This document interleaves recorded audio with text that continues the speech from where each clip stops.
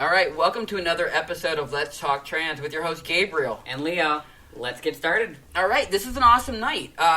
Leo is back with me, and it took some teeth pulling, but I got him here. He's supposed to be doing homework right now. Yeah, he is. He's really supposed to be doing homework. Shame. I'm a bad parent. I'm a bad parent. Oh no, you're dragging me away from homework. What a shame. Tonight was a topic that Leo really wanted to bring up a couple of weeks ago, or I should say a couple of podcasts ago. I think we've only been doing this for 2 weeks. I've lost track of time. I don't have concept of time. Yeah. Well, Leo's doing virtual school too because the school wanted to be safer than sorry. But anyway, tonight's episode is all about surgery. It's about gender affirmation, gender confirmation, sex reassignment, however you want to call it. The surgery to change the body. The surgery that The surgery that changes the body and turns the body into what the mind already sees. Mm-hmm. What the mind wants to see. What the mind wants to see. Very good. So the thing is that Leo had found out that Switzerland... Oh, the police aren't happy with us. We heard them in the background. They heard me get away from my computer. Switzerland, on January 1st, made it easier for a person to basically identify as transgender. They don't have to have a medical professional now say, hey, yes, you have transgender, you are transgender. You are transgender. You have gender dysphoria. Nowadays, and at least in Switzerland, it's self-identification. If you say you are, period. Mm-hmm. And this is kind of weird. I kind of thought that was how it was here. I wasn't fully sure of it when I started coming out. I know that there was a lot more... There's always been a debate whether somebody needs gender dysphoria to become trans. Someone doesn't need gender dysphoria. It's been a hot topic. It really is. A lot of the transgender groups that I work with online or I participate in, gender dysphoria seems to be the common factor. Mm-hmm. And it'll always be the common factor. I have friends who have dysphoria, and even though I'm medically diagnosed with dysphoria, I don't think I do. Because I've seen the symptoms of my friends. Because I've seen my friends go into full panic attacks. Mm-hmm. When I don't. It's odd that you were saying that because I actually spoke to a friend of mine today who recently came out. And he also wasn't sure that he had gender dysphoria because for the same exact reason, he sees people panicking over honorifics or sir, ma'am, or how they identify a particular body part. Yeah. But then, like I said, but like you said, you and I, we don't panic over it. I mean, we look at ourselves and go, rotten things. Get rid of those melons. God, I wish I didn't have to wear the boulder holder. In all honesty, sometimes I forget they exist. Yours are small enough that you can. And I just go, wait, these exist. Oh yeah, there they are. For a guy, I hate to say this, but for a guy to have boobs, I mean, like, men are self-preoccupied. If I put a rattle in those, it's like a Robin Williams line. If I put like a little rattle in them, I'd be completely content for hours. I'm sorry? Robin Williams joke. A long story. I'll tell you someday when you're older. When I'm old. Ay, Dios mío. Anyway, so like I said, we want to talk about this surgery. We want to talk about whether surgery is right for everybody. We want to talk about, again, like we said, Switzerland, and now how coming out is so much easier there. Sweden has changed their rules a little bit too, but they kind of went in the opposite direction. Really? Yeah, and we'll talk about that a little bit more. There was also a question on our Facebook page. I think it was on our Facebook page or one of the transgender groups. I'll have to look back at it. But the question was, how long does it take to heal from surgery? That is a good question. It is. And what we want to point out is, again, I'm a teacher. Leo obviously is a student. We are not medical professionals. I repeat, not medical professionals. I don't know anything besides woo gel. Leo puts his test on via gel. I can put a Band-Aid on. That's about the extent of our medical expertise. So please, anything you hear tonight, we will quote from websites, and we will more than happily give you those websites. I know I'm going to refer to Massachusetts University Medical because that's one of the websites that I'm using.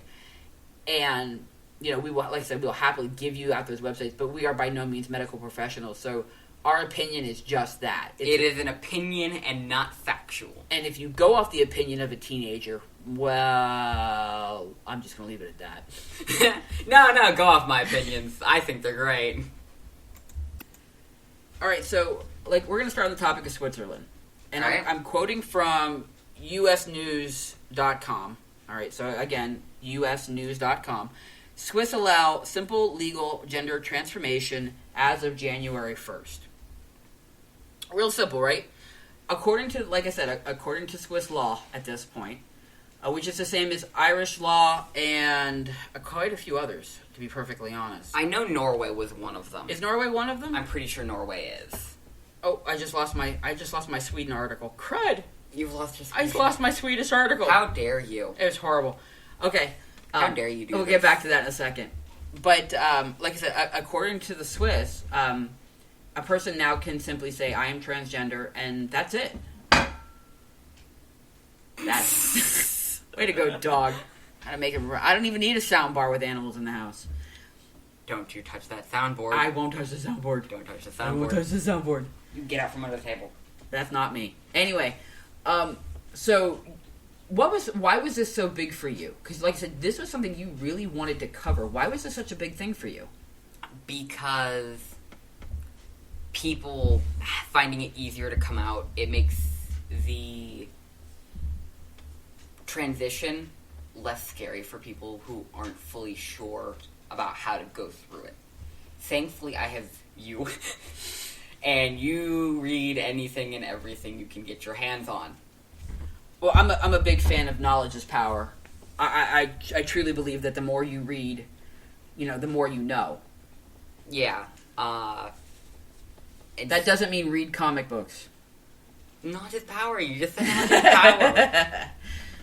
But with people finding it easier to transition, especially in places like Europe, where I do find it kind of scary to come out in Europe. Because of some of the laws over there. And I'm not fully versed in the laws of Europe. No, I don't know if anybody's fully versed in the laws of Europe. But Switzerland is joining Ireland, Belgium, Portugal, and Norway as few of the countries that now allow a person to legally change their gender without hormone therapy. They don't have... They can skip the medical diagnoses. They can skip the shrink. They don't need the hormone. They don't need the top surgery or bottom surgery. They can simply say, hey, I'm a guy, deal with it. Yeah, and if I'd known this before I started therapy, even before coming out as trans, that we needed 1 year of counseling, at least for me, to become medically diagnosed with gender dysphoria, I would have been like, no. And I think that's a thing that I want to ask, and I've seen this again working with a couple of people who are recently transitioning, and which is odd for me because I myself am recently transitioned. They're just like they're finding they're getting stonewalled. Yeah, I think you call it gaslighting. Gaslit. Okay. Gaslight, gatekeep, girl boss. Whatever. You won't understand that. I don't. Okay. It's alright, old man. Oh, that gender thing. Anyway, but what I'm saying is that we're noticing that, it's, hey, go to this website or try this or call this doctor. Well, this doctor won't do it. Call my primary. My primary won't touch it until I get a psych. Well, my psychs, all the psychs are out for, months on end. Yeah. It's like, it's almost like climbing an uphill battle. Yeah. And I have a friend now who has to travel 2 hours away to even talk to a doctor about starting testosterone. Mm-hmm. And I feel bad for him because he's been out longer than I have been. Yeah. Yeah, and I have to drive 2 hours to get to my doctor. Fortunately, we don't have to drive like 20 minutes for yours, but... 35. 35. Okay, I'm sorry. I timed it. Did you? I did. Okay. It's the longest car ride ever, wasn't it? It was. Never do that again, please. But like I said, the thing of it is, or maybe my question, now I have an idea behind the answer, but the question that I asked you is, because you're sitting there so stoically and very seriously and looking all grown manish, Why do you think it is that it's so hard to do in the United States, where there are other countries out there going, hey, if you want to be a man, be a man. If you want to be a woman, be a woman.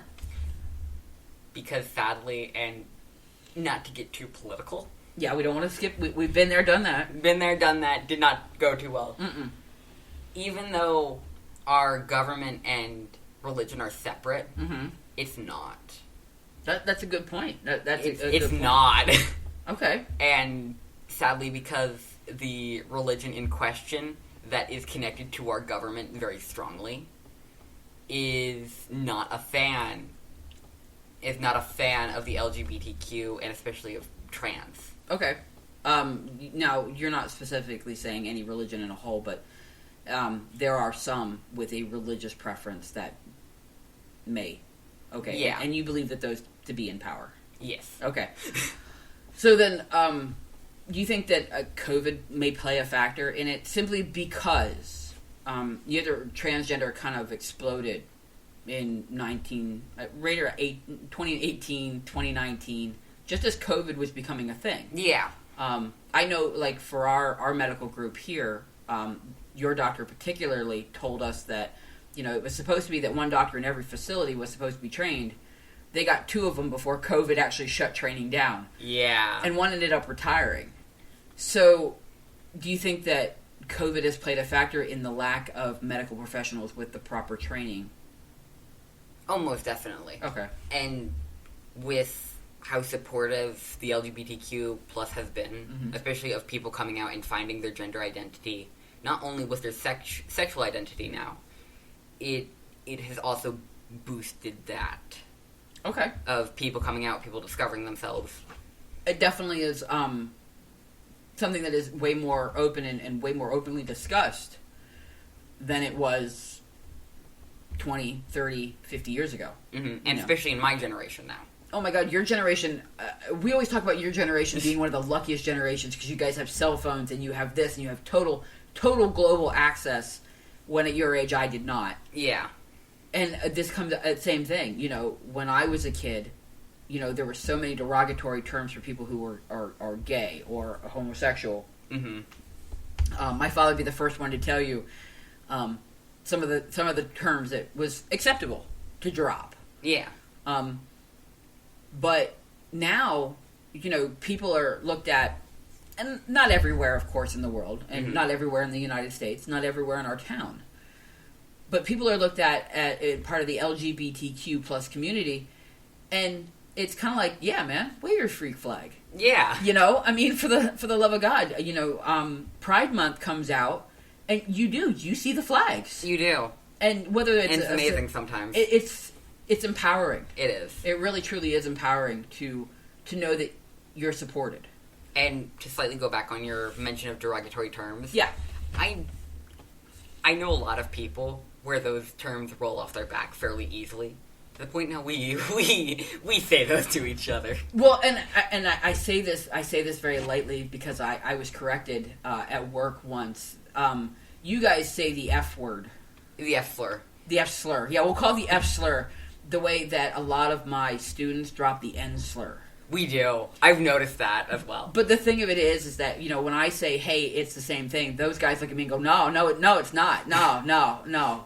I'm like, yeah, because if you called me the F slur, I'd want to come across that table. But if I called you the N slur, you'd want to come across the table at me. Yeah. So how is that any different? And then it gets into the whole, whether it's a race thing or a depression thing or whether we're trying to make people submissive or not, and then we just kind of drop the topic because we have to agree to disagree. Yeah. And there's a few people, part of the LGBTQ, I would never say that around. Oh my God, yeah. And then there's people I say it to daily. I think that it definitely comes down to your compatriots, who you hang with, who you can say. Yeah. You know what you can say around who. I mean, Yeah. There's certain words that you won't say around your grandmother.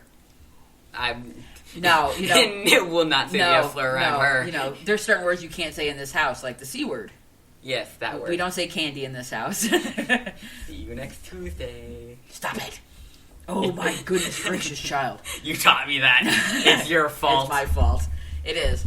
So, on to... all right, so we've covered Sweden. Yes. Sweden and their their progressive moving forward status. No, that was Switzerland. I'm sorry, Switzerland and their progressive. I do this a lot because Sweden is moving backwards. Sweden is moving backwards.